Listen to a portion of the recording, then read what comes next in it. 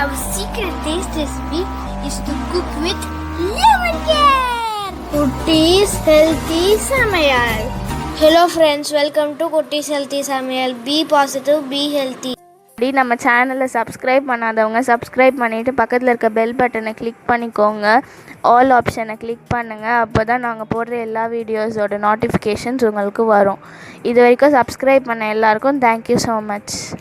நாம் இன்றைக்கி ரொம்பவும் டேஸ்டியான டிஃப்ரெண்ட்டான சென்னா வெஜிடபிள் குருமா ரெசிபி தான் பார்க்க போகிறோம். இப்படி ஒரு குருமா நீங்கள் வச்சு கொடுத்தீங்கன்னா எல்லாருமே விரும்பி சாப்பிடுவாங்க. அந்த அளவுக்கு செம்ம டேஸ்டியாக இருக்கும். வாங்க இது எப்படி செய்யுதுன்னு பார்த்துக்கலாம். இதுக்காக ஒரு குக்கர் வச்சுக்கலாம். அதில் தேவையான அளவுக்கு எண்ணெய் ஆட் பண்ணிக்கலாம். எண்ணெய் சூடான பிறகு 3 வெங்காயம் பொடியாக கட் பண்ணியிருக்கேன். அதை ஆட் பண்ணி நல்லா நம்ம வதக்கி விட்டுக்கலாம். இது நல்லா வதங்கி வர்றதுக்காக தேவையான அளவுக்கு உப்பு ஆட் பண்ணிக்கலாம். உப்பு ஆட் பண்ணும்போது குறைவாகவே ஆட் பண்ணிக்கலாம். ஏன்னா சென்னால் நம்ம உப்பு ஆட் பண்ணி தான் வேக வச்சுருப்போம். அந்த தண்ணி இதில் ஆட் பண்ணுவோம். அதுக்காக கொஞ்சம் குறைவாகவே ஆட் பண்ணி வதக்கி விட்டுக்கலாம். இப்போ வெங்காயம் நல்லா வதங்கி வந்துடுச்சு. இது கூட 3 தக்காளி பொடியாக கட் பண்ணி ஆட் பண்ணிக்கிறேன். இதையும் நல்லா நம்ம வதக்கி விட்டுக்கலாம். இது நல்லா வதங்கி வந்துடுச்சு.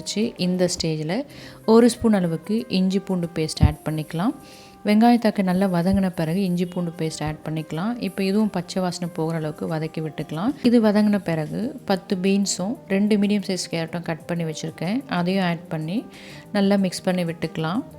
அடுத்ததாக வேக வச்சுருக்க சென்னாவை தண்ணியோடு ஆட் பண்ணிக்கலாம். இப்போ நல்லா மிக்ஸ் பண்ணி விட்ட பிறகு இதுக்கு தேவையான மசாலா பொருட்களை ஆட் பண்ணிக்கலாம். 1/2 ஸ்பூன் மஞ்சள் ஆட் பண்ணிக்கலாம். அது கூடவே 2 ஸ்பூன் குழம்பு மிளகாய்த்தூள் ஆட் பண்ணிக்கிறேன். இது வீட்டிலே எப்படி ப்ரிப்பேர் பண்ணுறதுன்னு ஆல்ரெடி நாங்கள் ஒரு வீடியோ லோட் பண்ணியிருக்கோம். அதோட லிங்க் நான் டிஸ்கிரிப்ஷன் பாக்ஸில் கொடுத்துருக்கேன். நீங்கள் வேணால் செக் பண்ணிக்கலாம்.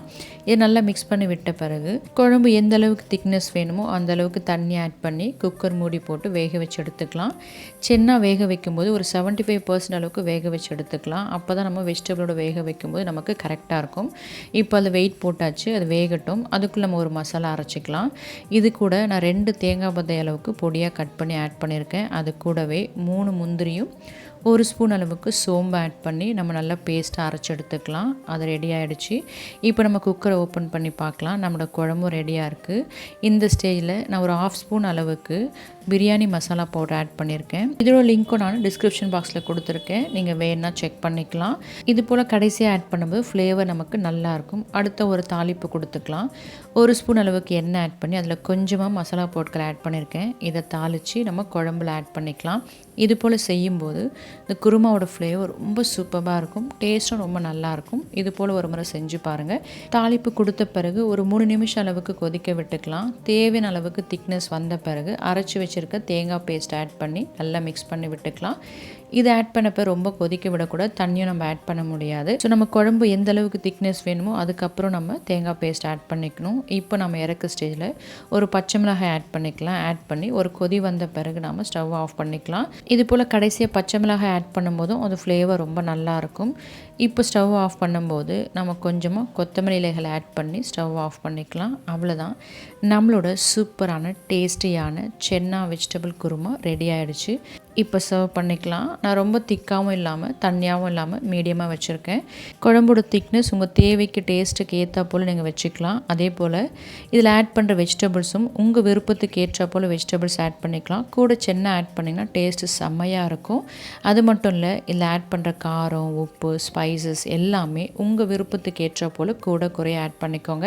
இது இட்லி, தோசை, சப்பாத்தி, ஒயிட் ரைஸ் எல்லாத்துக்குமே சூப்பர் காம்பினேஷனாக இருக்கும். நீங்களும் இது போல் செஞ்சு பாருங்கள். செஞ்சு பார்த்துட்டு உங்கள் டேஸ்ட்டு, உங்கள் எக்ஸ்பீரியன்ஸ் எங்களுக்கு கமெண்ட் பண்ணுங்கள். மறக்காமல் லைக் பண்ணுங்கள். ஃப்ரெண்ட்ஸ் அண்ட் ஃபேமிலிக்கு ஷேர் பண்ணுங்கள். தொடர்ந்து சப்போர்ட் பண்ணுங்கள். தேங்க்யூ. Yummy tasty. நீங்களும் ட்ரை பண்ணுங்கள், என்ஜாய் பண்ணுங்கள், ஹெல்த்தியாக இருங்க.